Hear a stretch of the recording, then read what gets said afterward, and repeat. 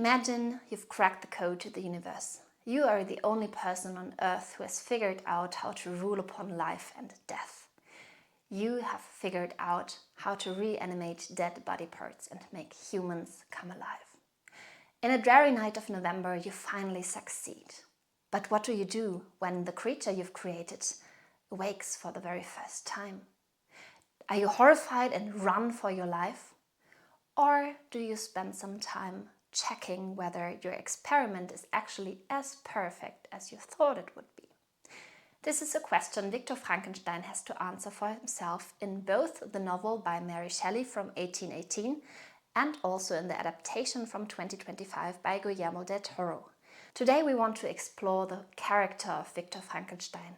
Does the novel only depict him like a naive young genius student who does not really know what he's doing, whereas the movie depicts him as an arrogant, selfish madman who is only interested in his own scientific pursuits? This is what we want to explore in today's video. Before we get started, a proper welcome to this video and to my channel. In case you're new here, my name is Laura and I'm a PhD student of Comparative Literature in Germany. And on this channel I make videos on literary classics and literary theory. It's a pleasure to have you here. In order to explore the character of Victor Frankenstein in both Mary Shelley's novel and in Guillermo del Toro's movie adaptation, we are looking at his upbringing and childhood, then at his education and also at the creation process and at the creation scene of the monster. And in the end I will answer the question whether I think that they can be seen as a modern Prometheus, as the subtitle of the novel is called. Frankenstein or the Modern Prometheus. Hello everyone, before we get started I wanted to make a short disclaimer. I actually wanted to include specific clips from the movie Frankenstein by Guillermo del Toro into my video because I make an analysis comparing the depiction of Victor Frankenstein in the novel and the movie, and therefore it makes a lot of sense to me to show you specific scenes. But Netflix sees this differently and I got an automatic copyright claim because some kind of bot recognized the film scenes and now I had to take all of them out and just include some screenshots from the movie. So please excuse that you cannot see the scenes yourself. It's really annoying and I really want to work around that and defend myself, especially because I think that I am falling under the agreement of fair use that is protecting artists, especially critics and people making any kinds of reviews or educational content on the works that are protected by copyright law. So I've been trying to make this video still and to bring it to you, and also I'm still trying to find a way to publish the original video, including the clips. I will let you know once I do, but for now I wanted to make this version so that you can still at least enjoy the overall video and get an idea yourself. And if it's possible for you, it's probably best to watch the movie yourself if you can. Okay, so let's get started now. About his origin, he says in the novel, "I am by birth a Genovese and my family is one of the most distinguished of that republic. My ancestors had been for many years councillors and syndics, and my father had filled several public situations with honor and reputation. He was respected by all who knew him for his integrity and indefatigable attention to public business." So his father is a very respected gentleman from a very good social standing, and he is also very friendly and everyone likes him. He marries the daughter of his very good friend who died of illness, and they have a very loving relationship and are very affectionate to each other. And eventually they are also very affectionate to their son, Victor. "My mother's tender caresses and my father's smile of benevolent pleasure while regarding me are my first recollections. I was their plaything and their idol and something better, their child. The innocent and helpless creature bestowed on them by heaven, whom to bring up to good and whose future lot it was in their hands to direct to happiness or misery, according as they fulfilled their duties towards me." So eventually he says in this quote that it is the responsibility of his parents to raise him to become a morally good and respected young man. You would expect him to become that because his parents are so loving and affectionate and respected themselves. He says that his character was to attach himself to very few people and to avoid big crowds, and therefore he grows up with his sister Elizabeth Lavenza, who gets adopted from a very poor family when the family travels through Italy by his parents, so they grow up together, and he's very affectionate with her from early on, and later he also marries her. And also he's very close to his best friend Henry Clerval, who later studies Oriental languages. So this is to know as a background for the childhood as it is depicted in the novel. So a very happy childhood and in a very peaceful environment, and you would not expect anything bad to happen. In the movie, however, he is the son of a baron and a preeminent surgeon. So in the movie we see this grand family estate where Victor Frankenstein grows up in Geneva. He says his father was a baron and a preeminent surgeon and married his young mother out of convenience because her dowry was considerable and her lineage noble, and this way the father could preserve the family estate. Victor grows up in this huge estate that you can see in the scenes. His mother is very ill and pregnant, and his father is absent. From an early age onwards, he is educated by his father himself, who wants him to become a doctor. And he has very harsh methods. He's also showing violence towards his son. And this whole environment where he grows up rather lonesome and without any love except from his mother, but with this tyrant of a father, is very traumatic for Victor. And he always prays to a guardian angel who he thinks protects him. But when his mother dies and Victor is still a child, he accuses his father of having let her die. Victor's father claims he did everything in his power to save his mother, but Victor doesn't believe him and swears he will himself try to conquer death and exceed his father as a surgeon in every way. So the childhood in both versions is portrayed completely differently. In one version, it is a very happy and positive depiction. In the novel, in the other version, it is a rather complex depiction that already hints at the doom that awaits Victor later. In the novel, Victor Frankenstein learns at the schools of Geneva, and he's also to a high degree self-taught because he has so many interests that he does not learn about in the school, and he's especially interested in the Philosopher's Stone and the elixir of life. So this becomes his biggest study motivation and what he really wants to figure out. How does life and death work? He says, "Wealth was an inferior object, but what glory would attend the discovery if I could banish disease from the human frame and render man invulnerable to any but a violent death." So at the age of 17, his parents decide that he should become a student at the University of Ingolstadt. The novel is set in the late 18th century, when Ingolstadt was still a university town. Around 1800 it was closed, and these days there's no university anymore, but in the late 18th century, Ingolstadt was a university town and also a respected university town. So his parents had the idea that he should learn about customs and also scientific perspectives from another place than his native country, and therefore he should leave Geneva and go to Ingolstadt. But his mother dies shortly before he wants to depart, so he spends some time grieving. His mother dies of the scarlet fever that he gets from Elizabeth Lavenza, who also lives with them, and she's been nurturing her. But nevertheless, he has to leave for Ingolstadt, and there he also is met with a lot of openness and very friendly professors eventually. There's two professors, Professor Krempe and Professor Waldman, that are mentioned particularly, Professor Krampe hears about his scientific pursuits from earlier.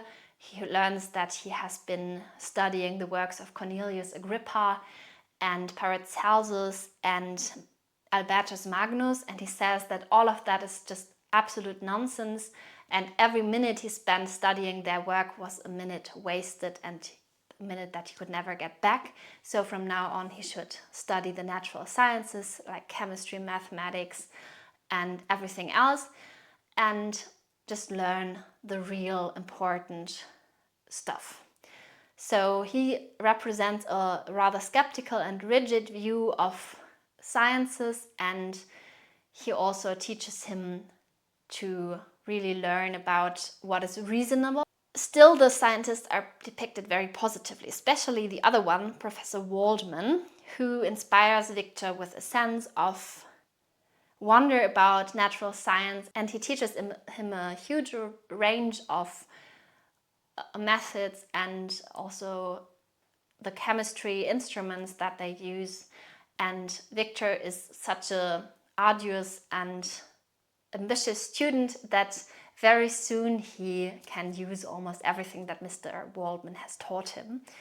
So important here still also that he already warns him that he should always be reasonable and not act thoughtlessly in any experiment or any pursuit, because he must be aware of the consequences. And all in all, these two are the most important teachers of him at that time, and you see that he really studies everything and he spends such a big amount of time in educating himself and learning through his teachers here, and he gains access to fields of knowledge that he has never really learned from before. And he is still very much interested in learning about the so-called human frame. He learns about anatomy and all other fields of natural science, and especially studies death. So he spends a huge amount of time at cemeteries and charnel houses to really learn about fibers and arteries and nerves and how the human body is working and is connected.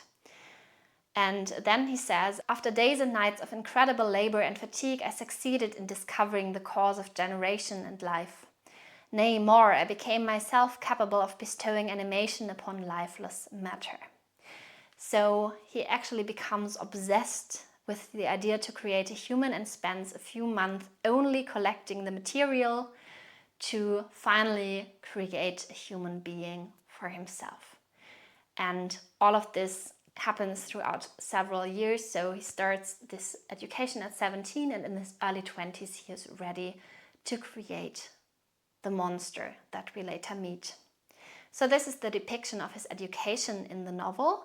I think more or less it's throughout positive. It shows that education was highly valued by Victor and also from the time, and also the idea that you leave your country is very typical at that time. In the movie there is a direct switch from the scene in which his mother dies when he's still a child to his adult years in Edinburgh. Victor's father dies, and Victor describes how his downfall was swift, and 2 revolts and a fire on his mother's plantation dwindled the family fortune.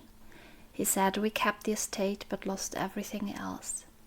William, his little brother, was sent to Vienna to relatives. He himself was sent to London and then to Edinburgh, where he claims he tried for decades to expand the narrow limits of academia. But we don't really get to see anything of his education, neither in London nor in Edinburgh, but rather we see him at a disciplinary tribunal at the Royal College of Medicine in 1855 in Edinburgh. So the setting is completely different. While we follow the education process as a student of Victor in the novel, here we jump immediately to this tribunal. In this tribunal he gives sort of a lecture upon life and death, and he shows how he tries to reanimate a corpse by using electric currents. So the setting is already this disciplinary tribunal, which shows us that he has been doing wrongly in the scientific community beforehand because of his scientific pursuits that are seen as immoral and impossible. But he doesn't really care and still wants to present his results. He wants to stop death entirely and shows how the reanimation actually works in parts through presenting an experiment. And the scientists listening, most of them are older men and some young students, they are disapproving harshly. The older men listening accuse him of showing this experiment and accuse him of hybris. They say it is not a carnival act, but a hearing where he has to defend himself, and accuse him of unholy, barbaric deeds and of galvanic trickery, whereas Victor defends himself as being the real scientist. They also say that God is the one who gives life and who takes it. And Victor says, quote, "Perhaps God is inept. It is we that must amend his mistakes." Then an uproar happens and he is expelled from the society eventually. In the novel, we've seen a rather positive depiction of academia and how Victor can follow all of his scientific pursuits, although he does do a lot of that in his own bedchambers because he does not really know whether his professors would approve of that, because he does things that have never been done before. And he's spending so much time in the charnel houses, but he has been receiving all of the education and the knowledge that he now needs. And here we don't really learn about the education process in the movie, but the whole scene is rather depicted negatively because the scientists are not presented individually, and generally the movie does not really take much screen time to depict this scene. It is more like a theater scene in which Victor in the middle is the star of the show, or he wants to be at least, and he is just showing his arrogance and selfishness and his scientific pursuits, trying to be playing God in a way and just do what he pleases just because he can and he is intelligent enough to do so. Whereas the scientists themselves are portrayed rather negatively, and they are the traditional ones who are not approving because they deem his deeds immoral and not acceptable at all. So I think all in all this depiction shows that it's rather short and there's not much room given for this whole academic setting. While we see in the novel that Victor is this young, naive student who does not really know what he's doing, and he just figured out how to reanimate dead body parts and create human life. But he does all of that in this reclused space of his own bedchamber. In the movie, we see a Victor who's a grown man who is already asked to come to this disciplinary tribunal and to defend himself for his scientific actions and his pursuits, and still does not show any insight to having done anything wrong, but rather presents himself as this arrogant but very intelligent man who does not accept the limits of life and death, and who just wants to do what he pleases, and actually even uses this disciplinary tribunal as a kind of ego show. And this is a completely different depiction, also a rather positive versus a rather negative one. But now we want to look at the creation scene as the climax of the scientific evolution of Victor Frankenstein in both the novel and the movie. In the novel, you might remember that I said he was working in his bedchambers. Particularly, he says he is in a solitary chamber, or rather cell, at the top of the house and separated from all the other apartments by a gallery and staircase. I kept to my workshop of filthy creation. My eyeballs were starting from their sockets in attending to the details of my employment. So he spends months just collecting these dead body parts and figuring out how to put all of that together to actually create a human being.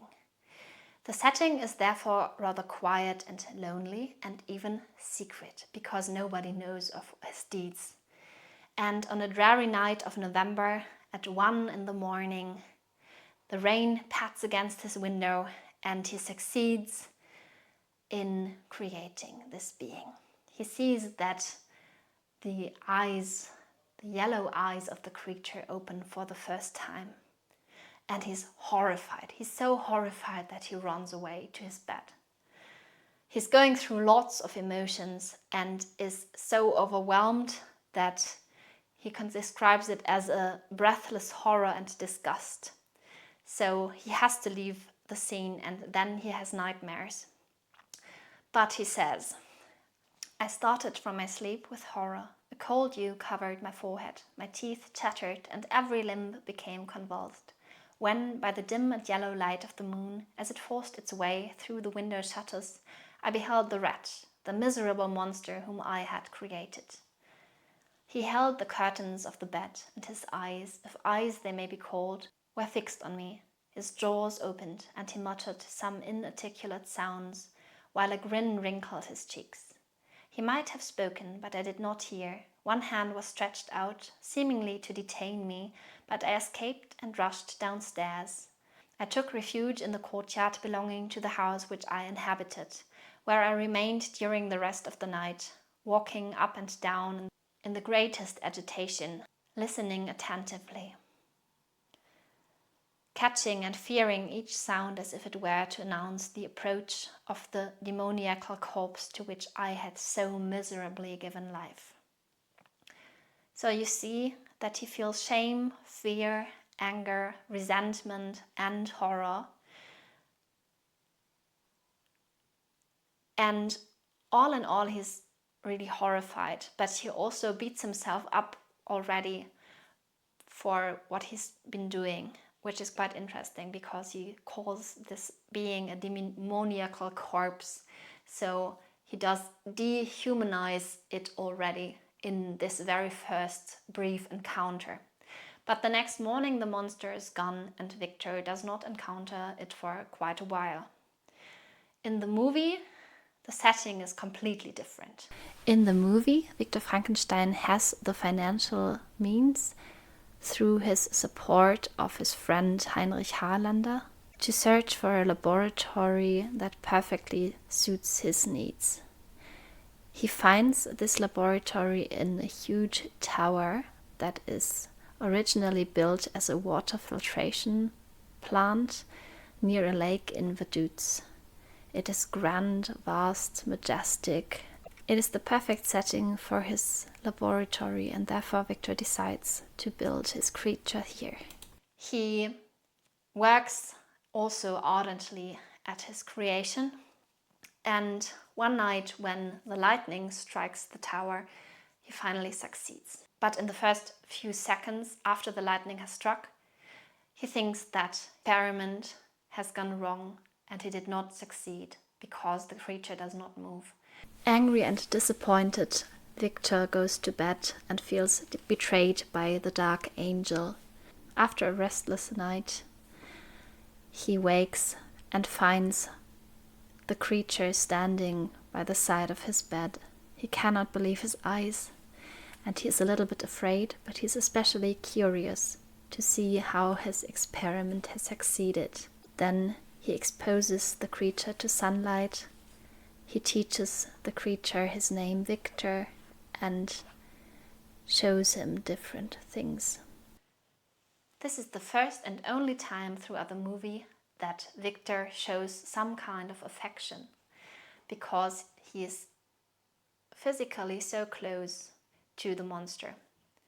And I think the depiction is really interesting because at the same time you feel like he is the creator and he cares a little bit for the being, but at the same time the monster is the one taking Victor into his arms and rather showing the impression that the monster is like the father figure and he is the child.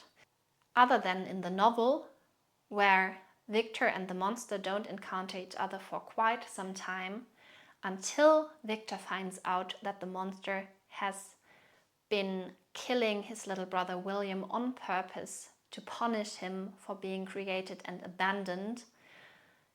In the movie, they spend some more time together because Victor wants to learn about his scientific experiment having come to life. He's especially interested at how well all of this has worked. He has tried to make this being very beautiful, both in the novel and in the movie, and he has succeeded in that. But thinks he failed at creating an intelligent being because the monster is not able to speak eloquently. He's only able to learn the word Victor and repeats this word over and over again, but he cannot speak naturally, intelligently from the very beginning, also because nobody taught him. And Victor grows very mad and very angry. He even starts to hit the monster, and he ties him up in the cellar of this tower, and he tries more or less to educate him, but abandons him and even tries to kill the monster once he has given up on his hope that the monster would be intelligent enough for him to be satisfied with his own creation. So from then on, let us quickly also compare the development. So in the novel, the monster disappears, Victor falls ill very badly and later returns to Geneva and travels extensively. He finds out that the monster has found him and killed his little brother on purpose. And the monster forces Victor Frankenstein to create a female companion for him, so to eventually do the same process all over again to collect the dead body parts and reanimate them, so that he has a companion, and then he promises he would leave to some remote place and leave humanity alone, and also Victor. And Victor even tries to do that, but he destroys everything because he's so afraid that the monster could even start a family, have children, and then grow population. And you see that his fear of the monster as a monster and not understanding what it is capable of and whether it has any human values or qualities makes him act out of this fear and this impulses. In the movie, we see it completely different. Victor tries to kill the monster, but the monster itself never kills anyone. So Victor grows mad. He still wants everything for himself, and he is also horrified by what he created, but rather he's much more disgusted, and I think he feels that he failed personally in his way as a scientist and as this genius he wants to be. And everything he does becomes just egoistical acts and also acts of a madman. So you see that he is actually just this arrogant person who acts just out of their own egoistical interest. Whereas in the novel, Victor does not really seem to have known about the consequences of his action. And also the monster is depicted quite differently, because in the novel, the monster itself starts to kill people without any reason, despite having been left alone and having to learn everything by themselves. But at the same time, the monster is very intelligent. It even starts reading the Bible and Milton's Paradise Lost and other texts, so learns about humanity and about religion and about values, and still decides to kill. Whereas in the movie, the monster also learns human language and about emotions and interactions and everything, but it refuses to kill anyone. So this is quite an interesting difference and a shift. And it is also a humanizing of the monster. That was also a purpose of Del Toro, I think. But we are more interested in the figure of Victor Frankenstein. And lastly, we want to look at the question, is Victor Frankenstein a modern Prometheus in the novel and in the movie? So there are different versions of the Prometheus myth, but generally Prometheus brings fire to the humans and acts against the will of gods. And he acts out of sympathy for the human weakness, because he acts as the protector of humans and therefore also protects them of their weakness and vulnerability, and by giving them fire. And in other versions, Prometheus even created humans himself out of clay. He defies hierarchy and he acts against the will of the gods, and in some versions he's even depicted as cunning and deceitful, and he acts regardless of the consequences. He is punished harshly for his actions, as he is tied to a rock and mountain and gets visited by an eagle frequently, who eats off his liver. So he has this open wound, and this is the depiction of Prometheus. Victor Frankenstein in the novel mirrors Prometheus in the attempt to play God by creating life in a way, and also using scientific knowledge to animate the creature, which also reminds us of Prometheus creating humans from clay. And before the creation, he describes, quote, "Life and death appear to me ideal bounds, which I should first break through and pour a torrent of light into our dark world. A new species would bless me as its creator and source. Many happy and excellent natures would owe their being to me. No father could claim the gratitude of his child so completely as I should deserve theirs." So interestingly, here you see that he also has a kind of arrogant vision that he's the creator of a species. But this also contains the idea that he wants to do something good for humanity by creating a new species, and everyone would be thankful to him. He does not listen to his teachers in Ingolstadt and acts regardless of the consequences that his actions have or could have, and also later refuses to take responsibility for his actions. The movie Victor acts reckless, selfish, and arrogant himself, and he does not even want to enable humanity or give something back, but rather prove to himself his scientific genius and seeing that he can overcome death and be better than God. So he even wants to overcome the flaws of God by creating and reanimating life. So I think all in all, both can be seen as a Prometheus or a modern Prometheus in some ways, but the depiction overall is quite different, especially because of the kinds of actions that they are taking after the creation, because Victor acts in a more human way. I think he's more, both of them are morally complex. I think it is not really that Victor in the movie is only the bad villain, because he also has a traumatic childhood experience, and he even shows a little bit of affection in the beginning for the monster. But still, both of them act irresponsible and they want to play God in some ways. So in this way, Del Toro's version is also an allusion to the novel and a close connection. So to come to a conclusion, I think the depiction of Victor differs greatly between the novel and the movie. In the novel, Victor is a morally complex character who goes through development, and he is in the beginning this young, naive, genius student who creates this being without knowing what this really means, and then he refuses to face the consequences. But you learn about this whole range and depth of his emotion and his development, and also learn that he's suffering a lot. And he even tries to make it better again when he is trying to create the female companion, but then he's overcome by his fear.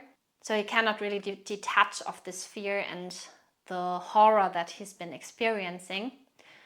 But all in all, is a rather complex figure and also a relatable and likable figure in some ways. Whereas in the movie, I feel like this whole depiction of Victor Frankenstein is very much too short, and he is portrayed as this very arrogant madman who just acts out of his own egoistic scientific pursuits and wanting to prove to himself how brilliant and intelligent he is and that he can overcome death and overcome the flaws of God. So especially through leaving out this education scene, I think that is really a big lack of the movie, because you learn through that scene so much about the ambition of Victor in the novel, in this whole long chapter between chapter 3 and 5, when he is educated at the University of Ingolstadt. And in the movie, we only get to see how his mother dies. Then he says he's been sent to London, then to Edinburgh, and then we are finding ourselves, when he is an adult, facing this tribunal where he is later expelled from the Royal Society of Medicine. But we don't really get any insight of this education process, which is very sad. And I also did not really understand why Guillermo del Toro chose to leave out Germany and especially Ingolstadt and had to put this whole scene to England and Scotland. Why is it always an English-speaking country? Especially if you think of both works as Gothic works. I think it's really interesting because Frankenstein as a Gothic novel is deeply rooted in this tradition, and big parts of it are actually set in Switzerland and in Germany, and also the Orkney Islands and like all over Western Europe, whereas in the movie most of it is just set in Geneva in the beginning, and then it is set especially in Edinburgh, and this makes it a little bit sad. Then I think the tower is set in Liechtenstein, but this is not really mentioned oftentimes, and I think all of the ideas that Mary Shelley connected with the setting, they are just not reenacted upon. So you could say that it is like a form of modern Gothic, because there are clearly Gothic elements in the movie. For example, the architecture and the whole portrayal, also like the memento mori and the whole vibe of the movie, if you will. But I find one thing very interesting, which in the novel you only learn about Victor through his own narration, whereas in the movie his narration is also interrupted through the scene where, like in the scene, like traveling back in time in a way, and you also are able to see Victor from an outside perspective. So not every scene is completely narrated by him, but sometimes you're like in the middle of the scene, which makes it possible to step out of his own perspective in some ways. And I find that a really good element of the movie. To be honest, it was my first Frankenstein movie ever, and I like it a lot. I think it is a great artwork scene for itself, especially with these grand cinematic aspects like the tower and the colors and the fire and the lightning and everything. But in comparison to the novel, it still lacks in depth and complexity in some ways. I hope you enjoyed this video. Let me know what you think, and if you enjoy movie and novel comparisons in general. I would love to see you in my next video. Thank you very much for watching and have a great day. Bye bye.